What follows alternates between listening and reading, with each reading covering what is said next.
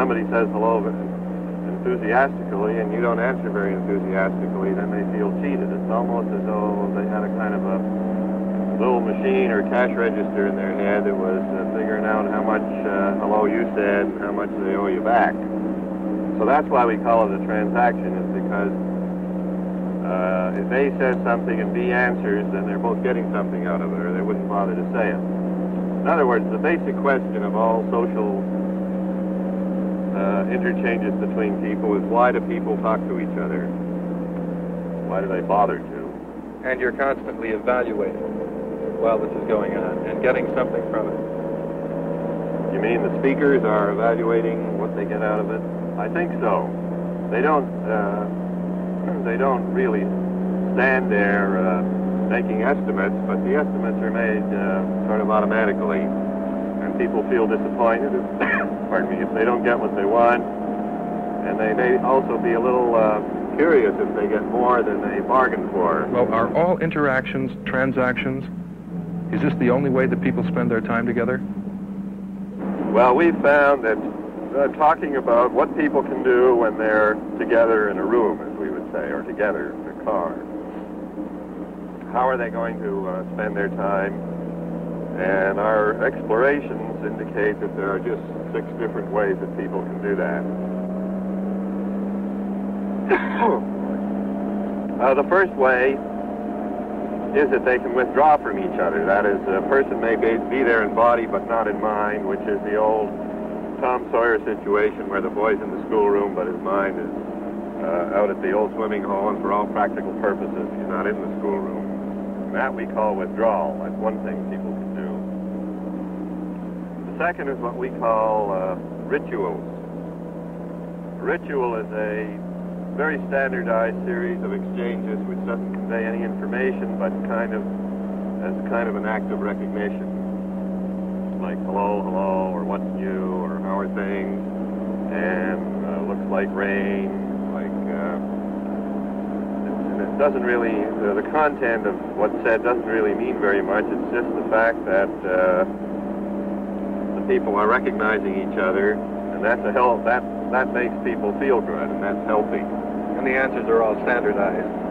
They tend to be pretty well standardized. For instance, if I say to you, looks like rain, and you're supposed to answer yes, and if you answered no, that would throw us off, and we'd have to kind of do a double take and figure out what kind of a conversation to have. But if you just say yes, then you're really saying to me, yeah, you're okay, and we move on to the next exchange. So the answers are standardized.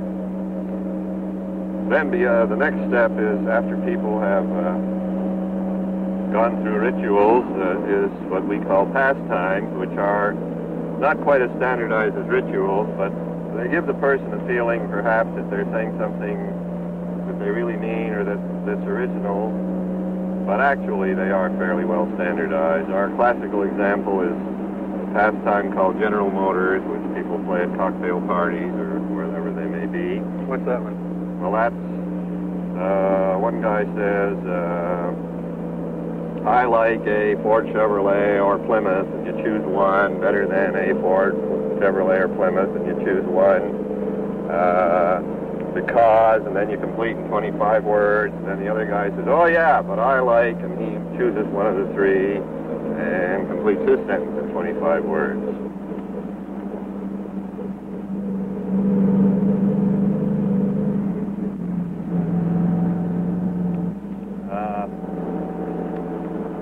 There are various pastimes.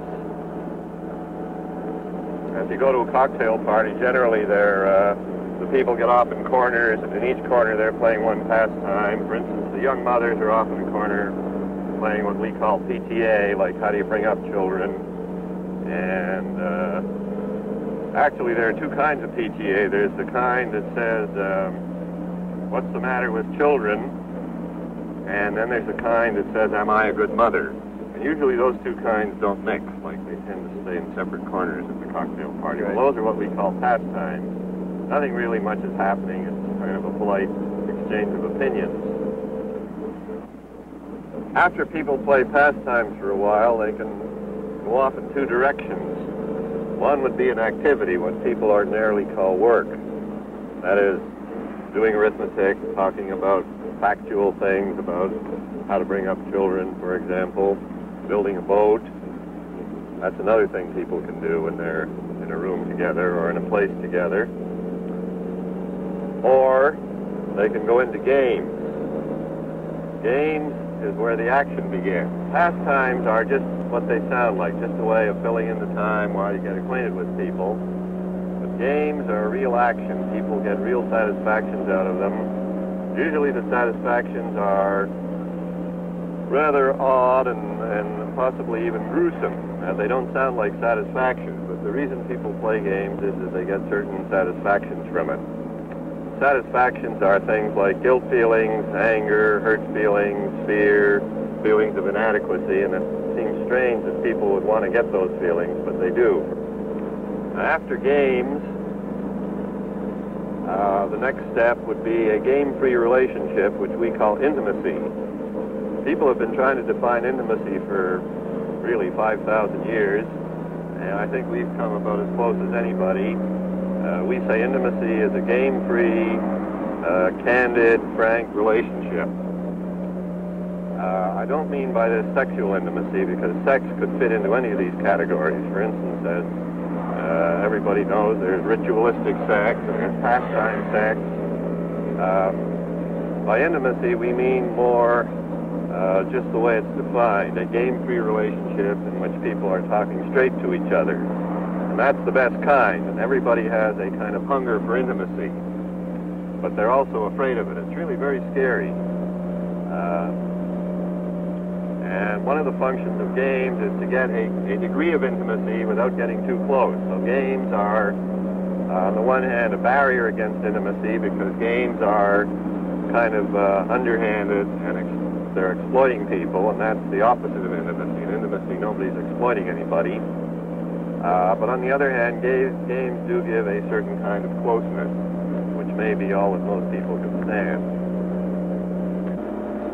Now, the point about these 6 ways of structuring time is, that interests us in our research work is, that as far as we know, those are the only 6 ways there are. For instance, we might say to somebody now, you two have to talk to each other or sit beside each other, and you must have no rituals, no activities, no pastimes, no games, and you mustn't withdraw. And then see what they come up with. And the only thing they can come up with is the 6th one, which is intimacy. So that's one way to get people to get intimate very quickly. And it's also a way to demonstrate how scary intimacy is to most people. Then the 6 ways of structuring time are rituals, pastimes, activities, games, intimacy, and if all else fails, withdrawal.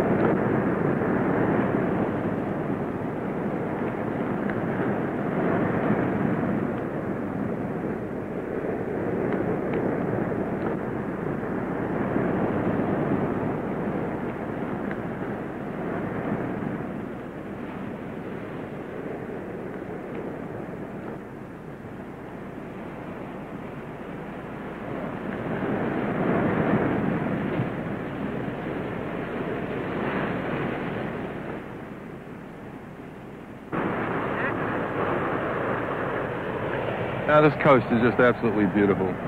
In the midst of all this, it's sort of hard to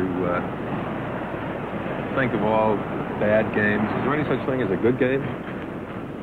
Well, existentially, all games are bad because they involve a con and they're not straight.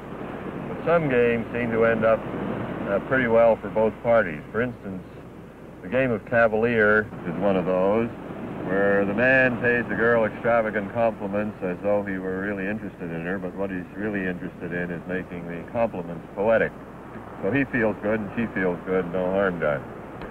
Or in the busman's holiday game where the man says, I'm really over here just on a holiday, but I kind of want to help you with your work, and there's a con there because actually he planned to help the other fellow with his work before he ever started out.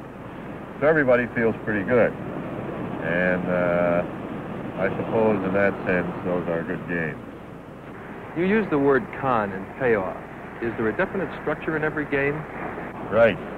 The thing that I'm very anxious for get across to you, Dave, is that a game is something very specific. It's not just something that people do over and over. It has to have three characteristics: a con, a gimmick, and a payoff. Now, the con is a kind of a cheating, where the person says, I'm trying to do one thing, but they're really trying to do something else. Just as in the old con game, where the con man would say, I'm here to help you make some money, but he was really there to take the guy's money away. The gimmick is the weakness which makes the other person play the game. For example, in the game of I'm only trying to help you, the person who plays that has a weakness for helping people. And so if you want to con them, you have to say, I need help, and then you got them hooked. That's the gimmick that you hook them with. And the payoff is the feelings that people get out of playing the game. We call those trading stamps. For instance, in the good games I described, we would say both parties got gold trading stamps. That is, they both felt good.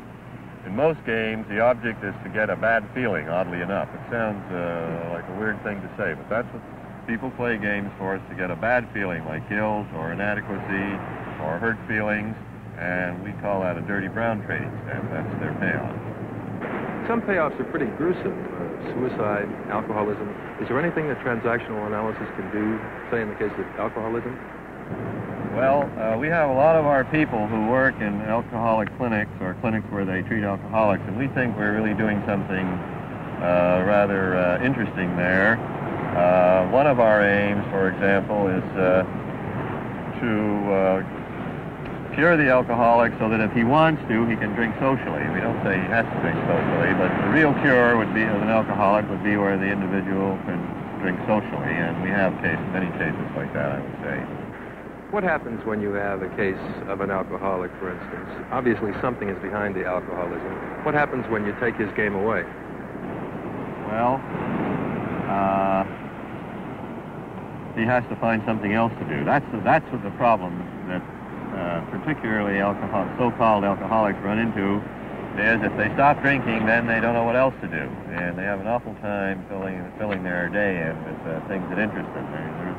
They have a hard time finding action because they used to get their action from whatever happened while they were drinking. How do you know that an alcoholic is cured, for instance? When he stops drinking.